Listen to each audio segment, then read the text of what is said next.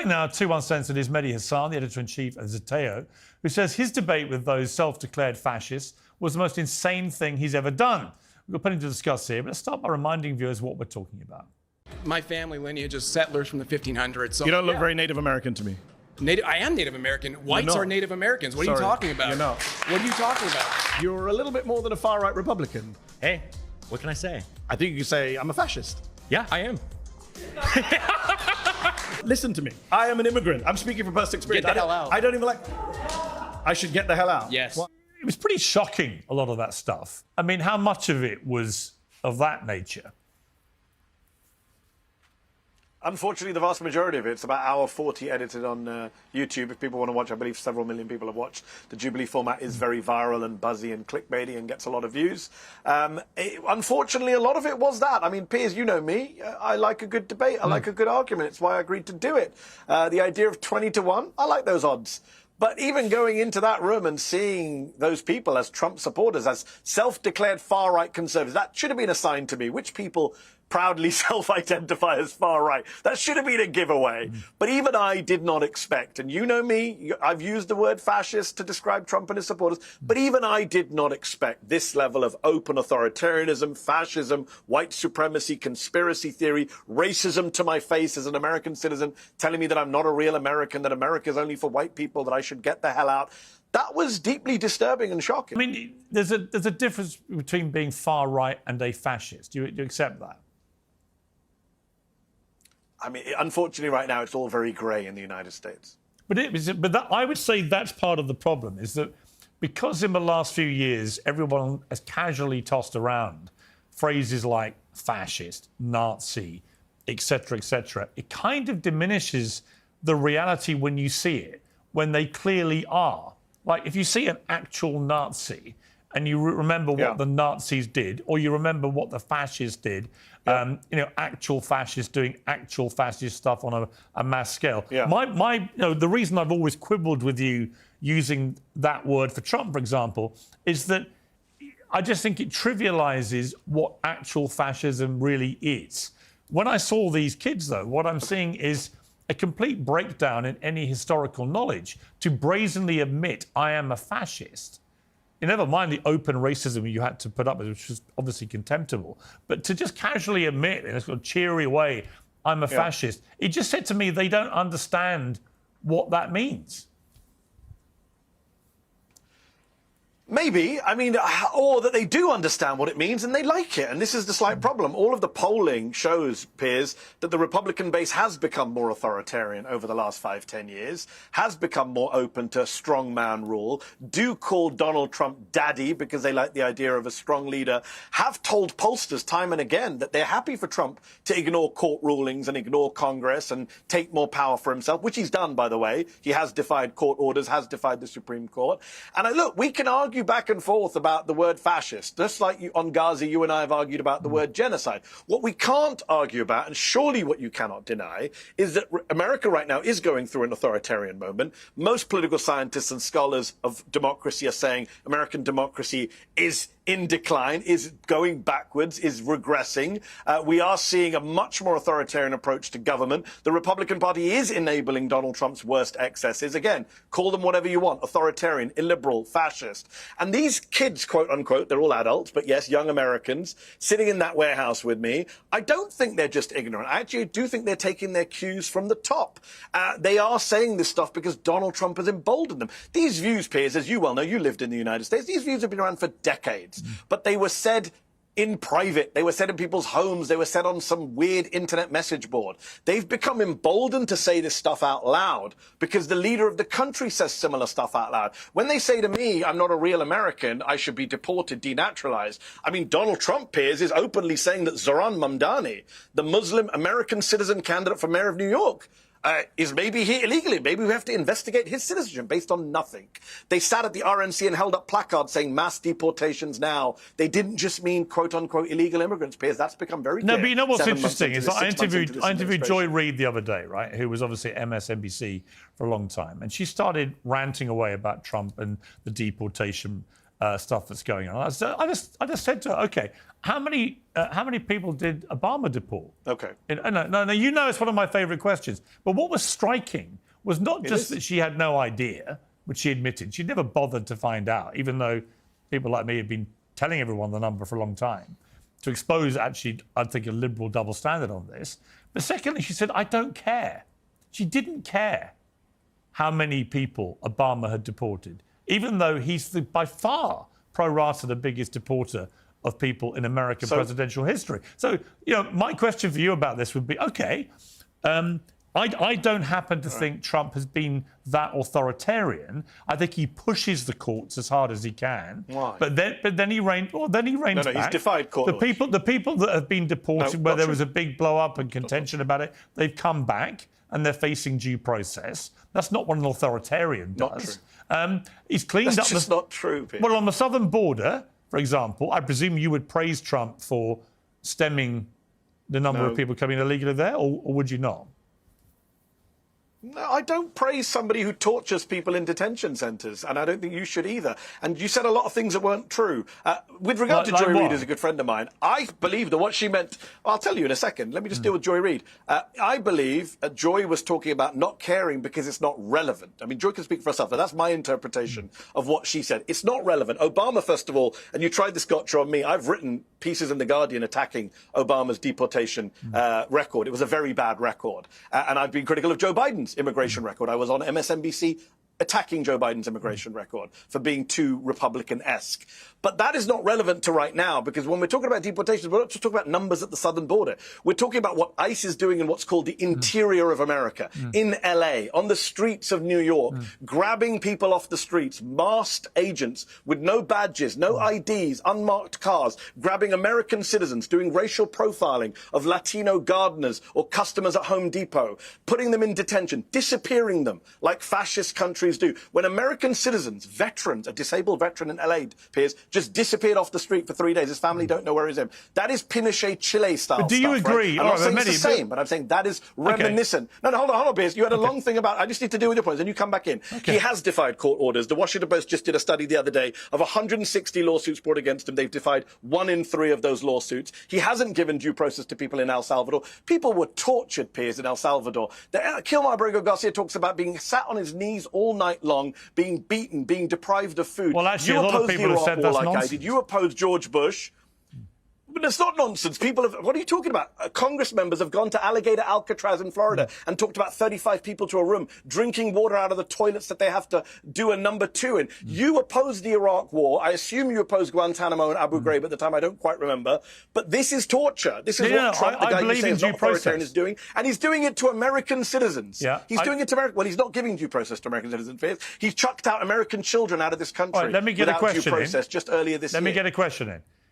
Do you agree that undocumented immigrants in America who then commit a crime should be deported? Yes. Good. So then we got a bit of agreement on that. Do you agree that reducing the number of people coming over the southern border illegally from the many millions, depending what you want to report, you want to believe, 8 to 12 million is reported to have come over in the Biden administration 4 years? Do you agree that reducing that... It's not 8 to 12 million. That's a bullshit. That's a nonsense number. Well, how many do you think it is? 2 to 4 million. How many? I think it's about 2 to 4 million. What the experts I talk to say 2 to 4 million. OK, so millions. Do you accept that reducing that to just a few thousand a month is a good thing? Not if it ends the right to asylum, which is America's right under America's obligation, apologies, under international law and American law. Donald Trump... No, hold on, Piers. You can't just elide that. Donald Trump has ended the right to asylum effectively in this country. That is outrageous. It is illegal. But he hasn't, though, has he? Do you support ending the right to asylum? He has. He has, actually. He's ended the right to asylum effectively in this country. You can still claim asylum. No, that's not true, Piers. You can. That's not true. That is not true. You can still claim asylum in the United States. ICE agents are picking up... Piers, no... In fact, not only can you not claim asylum at the southern border, you're being rejected, but people in the middle of asylum hearings in courtrooms in America, on camera, are being grabbed in the middle of their asylum hearings by ICE officers. Judges are calling this out, Piers. And I assume, again, you support a right to asylum as a British citizen. I do. The UK, the US, every developed country I do, supports but I also... a right to asylum. Donald Trump has ended that. And by the way, Stephen Miller is openly opposed to that. So there's no point defending people who don't want you to defend them. I'm not defending anybody. They're openly opposed to this. I'm about to tell you that I think that I think the fact that we both agree... Just told me to praise Trump's record at the border. Look, I think Trump's horrific record. I think if Trump had stuck to deporting people who committed crimes when they're undocumented in the United States, that would have had widespread approval. I do not like... which every president I do not does. like this chilling sense of fear that everyone undocumented in America currently has because of the extraordinary work they do for the US economy. Never mind anything else. Never mind the humanity. Not just undocumented, Piers. What about the legal... Hold on, not just undocumented. What about legal immigrants? He's detained green card holders. He's going after American citizens. I don't think it's right. They've set up a committee... I don't think it's right. So, you don't think it's right. Do you think it's authoritarian? You're not worried about the direction of travel in the US, where 2/3 of Republicans basically identify as authoritarians? I think there are... Where a majority of Republicans tell pollsters, we think Trump shouldn't follow the courts or Congress? I think, you're not worried by that? Well, of course he should follow courts, but I think that in relation to the immigration issue, that the vast majority of Americans I've seen interviewed, right, doesn't necessarily mean that is the majority of the country, but most people think if you're in the country illegally, that isn't something to be applauded.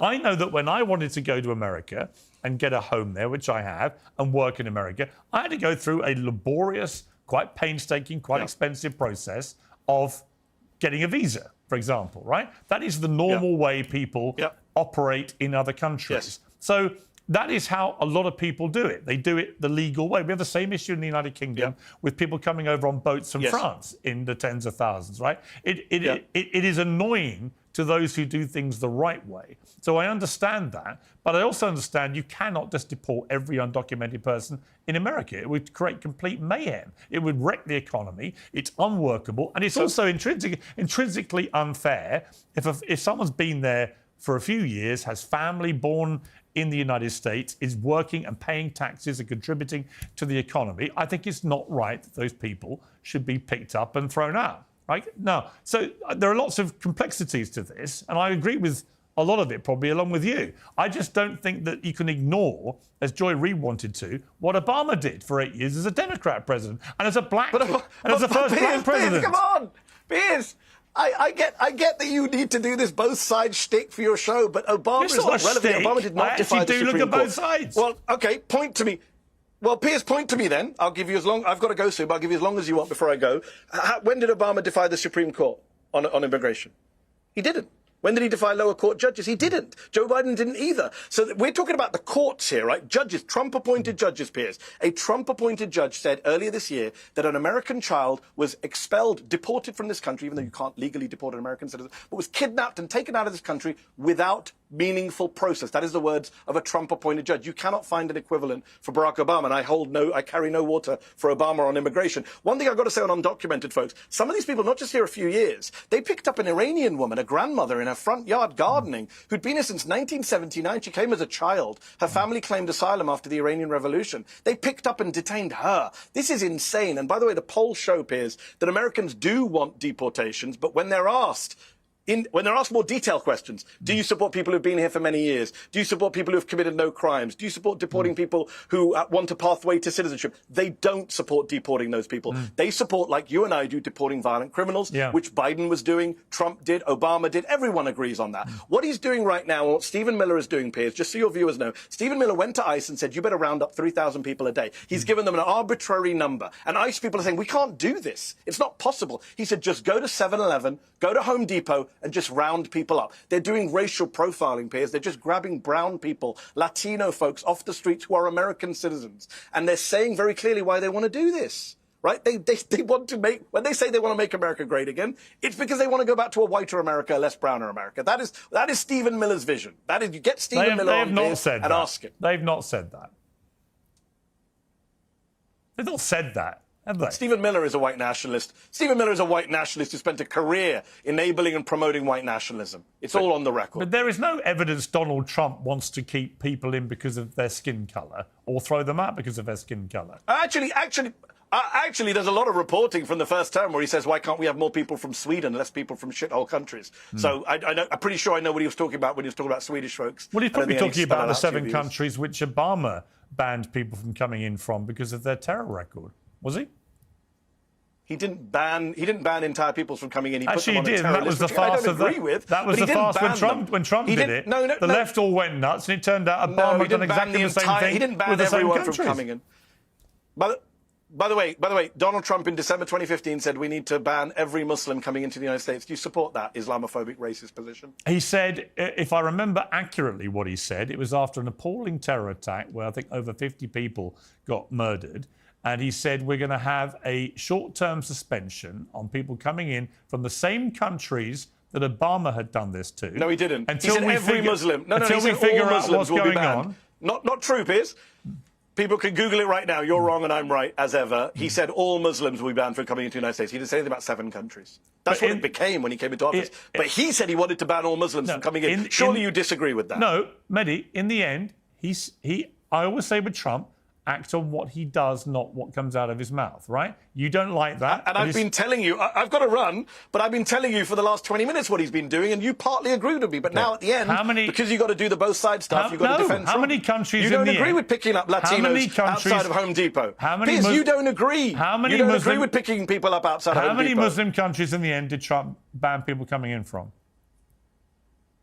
I think 5, if memory serves me correctly. I think it was 7. The same 7 Obama had done. That's my point. You can't ignore history. You can't just pretend Obama didn't do exactly the same thing. Obama did not ban Muslims from coming into the US. He did not say Islam hates us.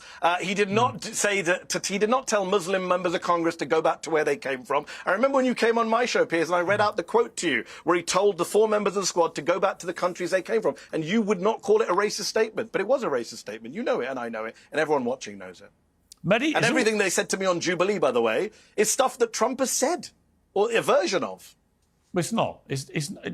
I think it diminishes your argument. When you're faced with actual people saying, I'm a fascist, it's hard. Where do you think they're getting it from? These people, many of them are Trump supporters, Piers. Many of them are Trump supporters. So? Where do you think they're getting it from? They're proud Trump supporters. Every political leader has appalling people that follow them. Every one of them.